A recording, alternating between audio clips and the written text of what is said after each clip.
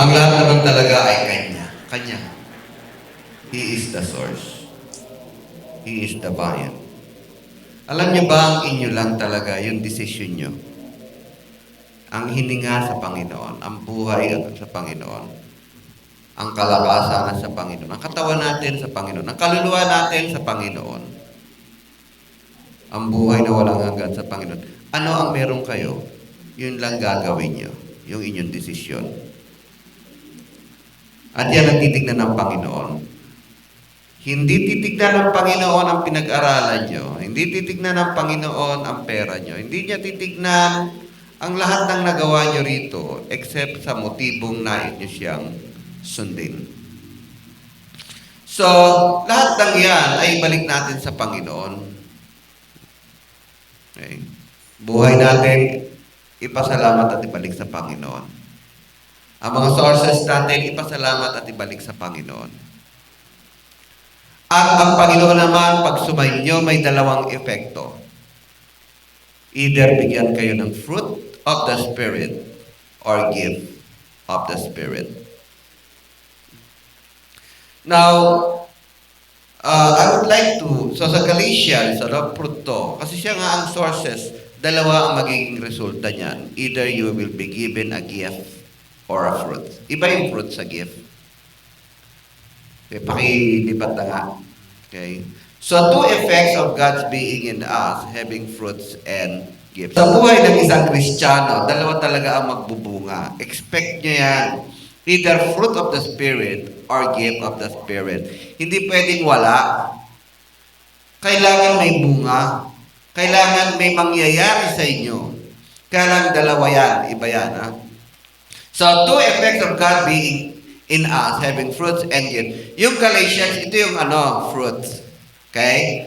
Basahin na natin Galatians chapter 5, 22 to 23. Sige, basahin muna natin. Ako na lang magbabasa, ha? Pero namnamin nyo. But the fruit of the Spirit is love. Unang-una, love.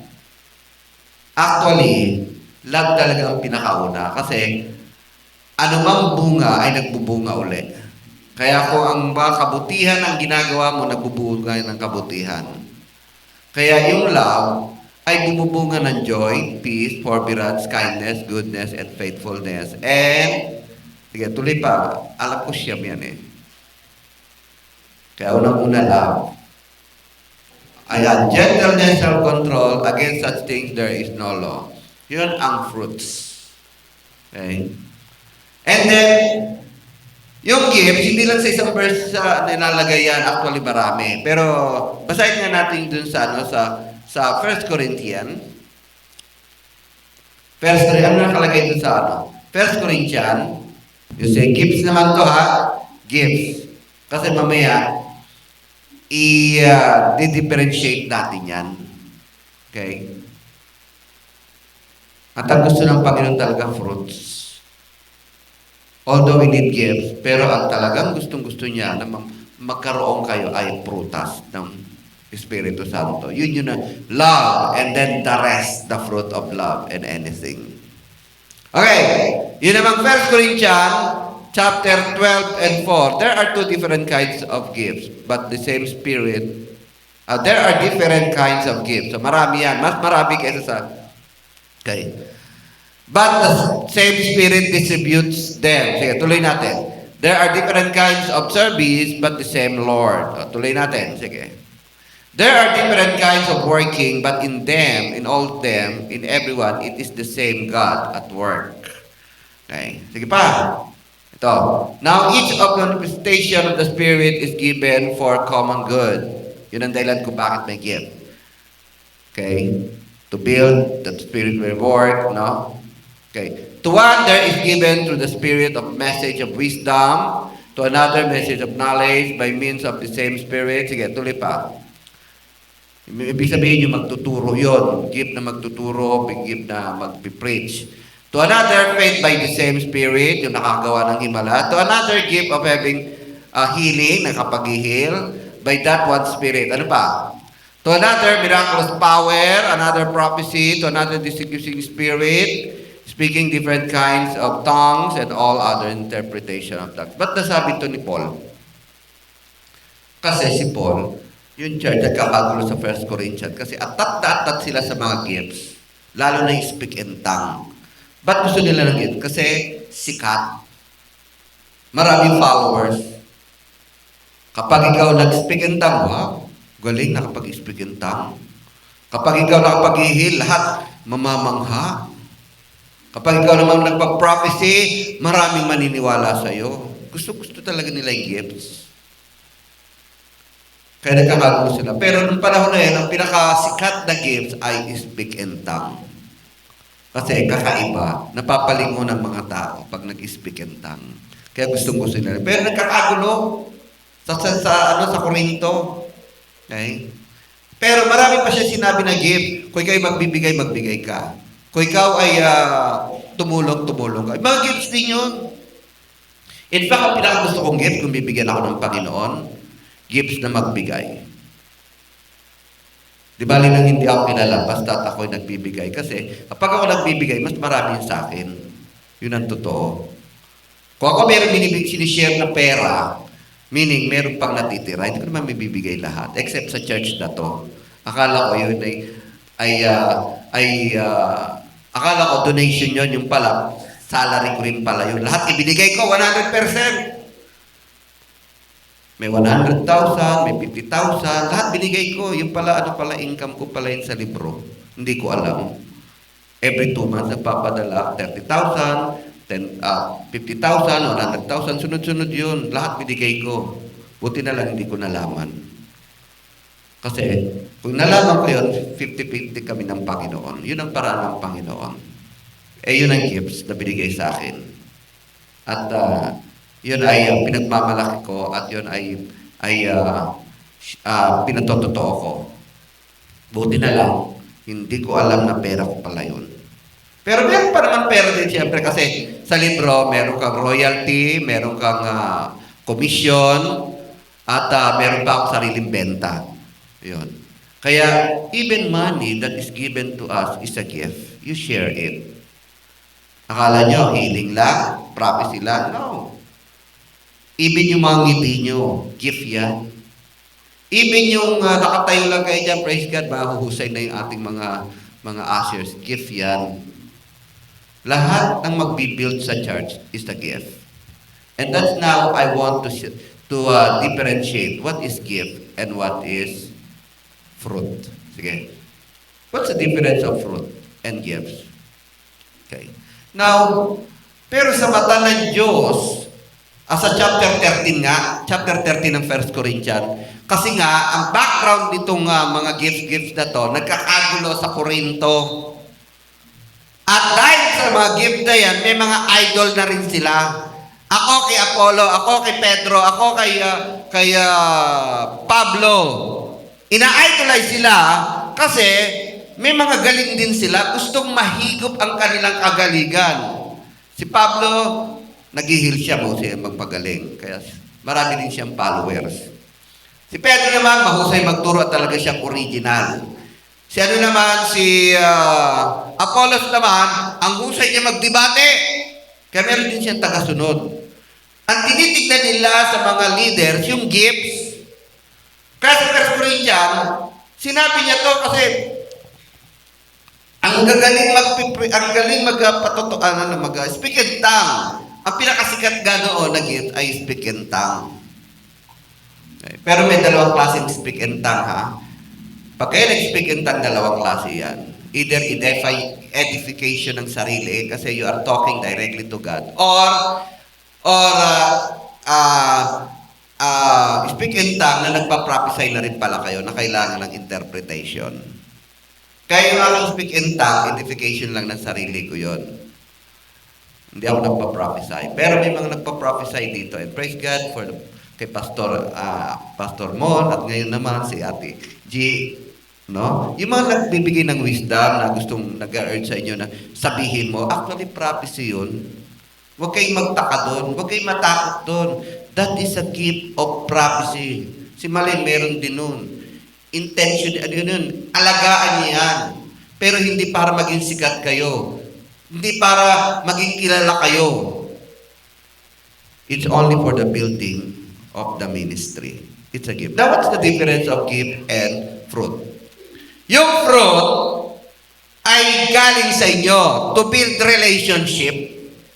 Okay? Kaya nga love, ay, balikan pala tayo sa 1 Corinthians. 1 Corinthians 13. Ba't sinulat yung 1 Corinthians 13? Tignan nyo. Ba't sinulat yung 1 Corinthians 13? Alam nyo yung 1 Corinthians 13? Para i-oppose yung mahilig sa gift. Para maging sikat. Kaya maraming tuturo, actually, behind that, no? O gusto yung mga gift na yon, behind that, gusto nilang sumikat, maging malaki agad ang church. Marami kalagad followers. And then 1 Corinthians 13 is the answer to the wrong motive of having gifts. Sabi dito, if I speak the tongues of men, but do not have love, I'm only resounding gong. And so on and so forth. Lahat yung sinabi niya rito, gifts. Makapagsalita man ako sa anghel. Gifts lahat yon. Pero kung ang motibo ko naman ay walang pag-ibig, walang prutas ng gusto ng Panginoon para sa akin, lahat ng to ay bali, wala. And then at the end, yung last part, sabi niya, what is the most important is love. Love. Sige, tuloy niya sa last part. And now, yung before 12 pa, 12. For now, we say all reflection. Dun sa una pa. 11. When I was a child, I talked like a child. I thought like a child. I reasoned like a child. When I became man, I put ways of childhood behind me. Kasi ang tao kasi puro yung mga pansarili eh. Ba't gusto maging gift? Kasi meron kang interest. May sarili kang motibo para maging sikat, para magkaroon ng followers. Yan ang isip ng bata, lahat kanya. Kaya huwag tayo mag-isip bata, sabi ng Panginoon. Ang unahin natin ay ang pag-ibig. And lastly, sabi niya rito, no? Among that gifts, sa pinaka-last verse. Sa pinaka-last verse. And now these three remain. At titignan talaga sa inyo, sa inyong kaluluwa, pag kayo'y umarap sa Diyos, ang inyong pananampalataya, paano kayo nanampalataya, paano kayo nabuhay ng pag-asa at higit sa lahat, ang pag-ibig. Love is the most sublime. And dun sa Galatians, kita nyo sinabi niya, ang prutas ng bunga ng Espiritu ay pag-ibig. And then the rest are the bunga ng bunga niyan. The same with kasalanan. Alam niyo ba ang kasalanan? Kapag ang kasalanan ay nagbubunga ng another kasalanan. Kaya huwag kayo magtatago ng kasalanan. Kasi nagbubunga din yan. Ano bang kasalanan tinatago-tago nyo, bubukol yan. Magkakaroon ng bunga yan. Kaya alisin nyo anumang kasalanan. Ganon din sa fruit. The first fruit of the Spirit is love. And the following are the fruits of the Spirit, of the love. Love, joy. Kasi lahat ng yan, kapag may pag-ibig ka, nagkakaroon ka ng positibong pananaw sa buhay. Nagkakaroon ka ng positibong pananaw sa ibang tao. Nagkakaroon ka ng joy. Nagkakaroon ka ng long suffering. Kahit asar na asar ka, mas nahihigitan mo yung pag-ibig mo sa Kanya. Long suffering yun. Yung pag-ibig mo na ini-effort, it is natural because of the fruit of love. Kaya sa 1 Corinthians 13, sabi niya, kung wala rin pag-ibig, baliwala yung pinagagawa nyo. Ang una nyong hangarin ay ang fruit. And that is love. Now let us differentiate. The fruit of the Spirit, ito, to build relationship. And the gift is to build ministry. Now, it is in the church. Ang ministry ay yung work natin para lumago tayo. Pero ang relationship naman natin ay para maging matibay tayo sa isa't isa. Kaya, fruit is most important than gift. Kasi ang gift na hindi nyo mapagmamalaki, galing sa Diyos yan. Pero ang fruit, may effort kayo yan, galing sa kaluluwa mo yan. Ang fruit, yun ang decision mo. Whether you follow the inspiration of God or not. While the gift, siya ang magdidesisyon. Kapag prayer mo, decision niya yan kung pagagalingin siya o hindi. Pero the fruit is your own decision. Nasa sa inyo yan kung iibig kayo o hindi. Nasa sa inyo yan kung kayo magpapatawad o hindi. Nasa sa inyo yan kung kayo ay magiging masaya sa buhay nyo o hindi. So the fruit is the work of your soul. And the fruit is the measurement of God's blessing, of God's, ang pagpapala at reward sa langit. Hindi yung gifts. Because gifts is only an instrument of God. Pero ang inyong fruit, yan ang mahalaga sa mata ng Diyos. And the first fruit is love. The rest will follow. Kaya nga, bago kayo maghangad ng prophecy, na maging prophet kayo, bago kayo maghangad na maging preacher kayo, bago kayo maghangad na kayo makapag-heal,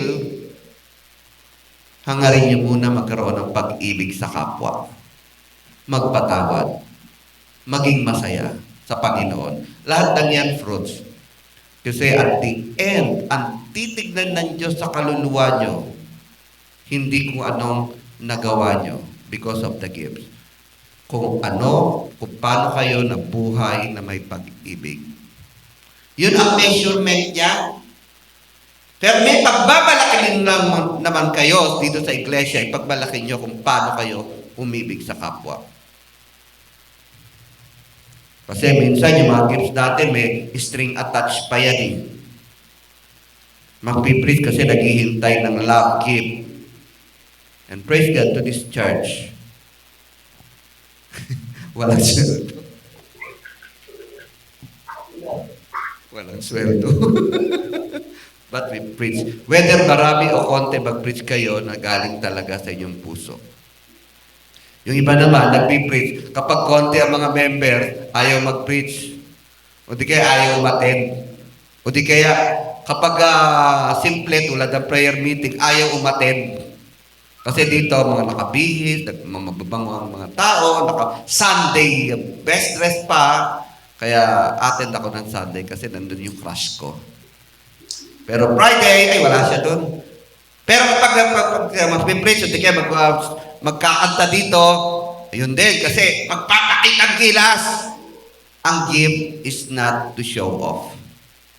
It is to build up the church.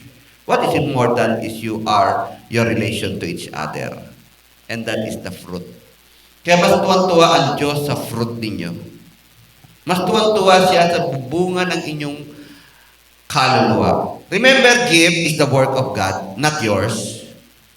Nasa Kanya yon kung gagawin niya o hindi. Pero ang fruit, nasa sa inyo yon. Yun talaga yun talaga ang dadali nyo sa langit.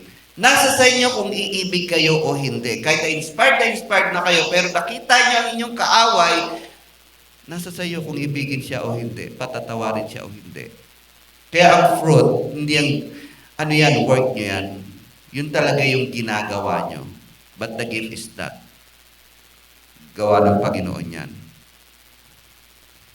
So, fruit is the inspiration and wisdom from the Holy Spirit. Yung ba may inspire ka na umibig? May inspire ka na maunawaan ang kalooban ng Diyos? May inspire ka at maunawaan yung bakit dapat magpatawad? Bakit dapat magsalita ng mga ganda sa kapatid kaysa magmura? Kaya huwag mong maging malulutong ang mura nyo, ha? Kasi nakakasira ng relationship. Remember, the fruit is to build relationship. While the gift is the power of the Holy Spirit, it is zero. Zero kayo dyan. Hindi inyo yan. Yung iba ginagawang anting-anting. Nakapagpapagaling ng minsan, gusto niya lagi magpapagaling na lahat.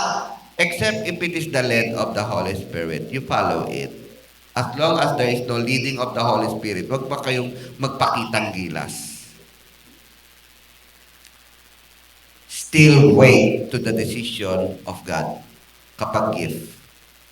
Mag-pray pa rin kayo, mag-sock pa rin kayo. You should be led. Fruit is the work of your soul. Yung inyong inyong kabaitan, yung inyong pag-ibig, yun yung sa inyo talaga. Yun yung yung magdi-decide kayo, iibig o hindi, magpapatawad o hindi, magpapakabait o hindi. tutulong o hindi. Sa inyo talaga yan. Hindi yan sa Holy Spirit. Pero ini-inspire lang kayo. Binibigyan lang kayo ng wisdom. But the decision is still yours. At kapag ginawa niyo yun, doon siya natutuwa. Kasi sinunod niyo yung gusto niya. Pero sa gift, hindi. It is the work of the Spirit. Kahit anong dasal mo, kung ayaw niyang pagalingin, hindi gagaling yan. Akala niyo kayo may kapangyarihan. Nagkakatasukan na tapos namamaos-maos na yung nakaka-pray. Lahat na ginawa, nagpa-tumbling-tumbling na. Kung ayaw pagalingin ng Diyos yan, hindi naman sa yung kapangyarihan yan. Hindi yan anting-anting. It is the work of the Holy Spirit. So you wait, be humble. Kaya nga, you need soaking. Kaya maging si Jesus Christ, sabi niya, kasi mga disipulo niya, nagpagaling na sila minsan, nagpalayas na sila ng minsan, at ngayon, siyempre, meron ang gusto magpa-pray sa kanila, yung mga disipulo ha, si Jesus nasa bundok siya. Ngayon, nung nagpa-pray ang isang tao, kasi yung anak niya, tinatapon ng espiritu sa apoy, halos patayin na, so pumunta sa mga disipulo. Pero yung mga disipulo hindi kayang palayasin. Pero may experience na sila. Nagpalayas na ng demonyo. Nagpahil na. Pero at this time, itong particular na espiritu ang tigas ng ulo. Kaya kahit sino, kahit si Pedro, lahat sila, wala nakapagpalayas. Pero pagdating ni Jesus, oy, ba't kayo nagkakagulo dyan? Tapos lumapit yung tatay. Kasi po pinagpipray nila, hindi nila mapalayas yung demonyo. Sabi ni Jesus, antitigas ng ulo nyo! Tapos isang salita niya lang, lumayas yung demonyo. Ngayon, lumapit yung mga disipulo. Panginoon, ba't di namin napalayas yung demonyo? Kung meron kayong pananampalataya na maliit, lahat magagawa nyo. Pero yung klaseng espiritu yan, hindi kaya talaga ng salita lang. Kailangan ng prayer and fasting. Kung hindi lahat. So, huwag niyong gamiting agimat, anting-anting ang inyong pananampalataya. It's still you have to wait and soak. Kaya sabi niya, hindi lahat. Itong klaseng espiritong ito, kailangan niyo ng fasting and prayer. Ibig sabihin, mag-humble kayo sa Panginoon. Hanapin niyo, tanongin niyo, ba't di mapalayas? Because it is the work of God. The gift of God. He has the decision whether to do your prayer or not. Pero when it comes to the fruit, nasa inyong desisyon kung susundin siya o hindi. Okay. So, the gift, the fruit is a measurement. So, ang fruit, yun yung galing sa kaluluwa natin. Yun talagang gawa ng kaluluwa nyo. Pero, yung gift naman, yun ay gawa ng Diyos. Tandaan niyo yan, hindi galing sa inyo yan. Kaya, mas gusto niyo yung fruit. Yung fruit, yun ang measurement ng Diyos para kayo ay bigyan ng pagpapala o ano ba yun, reward sa kalangitan. Hindi yung gift. Kanya yun paano kayo bibigyan? But the fruit, yung decision nyo na nasundin siya. So, gift is only God's instrument. At that time na may gift kayo, you are only an instrument. That's yours. Ginagawa lang kayo ng instrumento. At that particular time, you follow God kung kailan ka gagamitin. Hindi yung akala mo, nasa iyo na yan, nasa katawan mo na yan, nasa internal organ mo na yan. Hindi. It's still God will follow. You are only an instrument. You wait for Him to act. And you are an only instrument. And lastly, actually yung fruit, ang fruit, ikaw ang nagbibigay. Okay? While the gift, ikaw ang tumanggap. Ang fruit, galing sa'yo. Na-inspire ka ng Panginoon, pero ang gift, galing sa Diyos yan. Ang fruit, yun yung talagang galing sa kaluluwa mo, ikaw ang nagbibigay. At yung gift, galing sa Diyos yan. Balik tayo sa fruit. Let us open, yung verse ng fruit, yung Galatians. Remember, kapag wala kayong pag-ibig at di kayo marunong umibig, wala kayong fruit. Nire-resist nyo ang gusto ng Diyos. Nagdi-decide kayo para sa inyong sarili. But the fruit of the Spirit is love. The first is love. Kaya mag-ingat kayo, no? Kung kayo naman nagkasala, anumang kasalanan, iwasan nyo na. Kasi anumang kasalanan, magbubunga uli yan ng kasalanan. While love is the first fruit of the Spirit, and the rest will follow. Kaya naman sa 1 Corinthians 13, tinuliksa niya yung mahilig sa gifts. At ngayon sabi niya, mas nasain niyo ito. Mas nasain niyo ang prutas ng kaluluwa, ng Espiritu Santo. Yun yung pag-ibig. And the greatest of all is love. So, desire more the fruits of the Holy Spirit. Let us all stand up. Nasain niyo, mas nasain niyo magkaroon kayo ng prutas. And that's the difference of fruit and gift. Because the fruit is building relationship. And the most important to God, because He is a God of relationship, ay manatili ang inyong relasyon. Anumang relasyon ang nasisira. Ang unang nasasaktan, hindi kayo nag-aaway. Ang unang nasasaktan ay ang Diyos. Panginoon, salamat. Let us have the fruit of love. Lord, we decide to follow your will. Panginoon, kung kami nagkakamali, hindi namin sinusunod ang gustong ipapruta sa amin ng Espiritu Santo, ang udyok sa amin ng Espiritu Santo na magpatawad, na matumulong, na maging mabuti, Panginoon. Huwag gumawa ng masama, huwag gumawa ng ikapapahamak. Lord, patawarin niyo kami kung kami hindi namin nasusunod ang kanyang inspirasyon na gawin ng mga bagay na to, na ito'y dapat nakikita sa aming buhay. Patawad, Panginoon. At ngayon, Lord God, we decide what is important in life. Hindi yung binibigay niyo sa amin, kundi kung ano yung mabibigay namin, Panginoon, sa ibang tao, sa prutas ng aming buhay, sa udyok ng Espiritu Santo. Patawarin niyo po kami kung kami nagiging matigas ang ulo.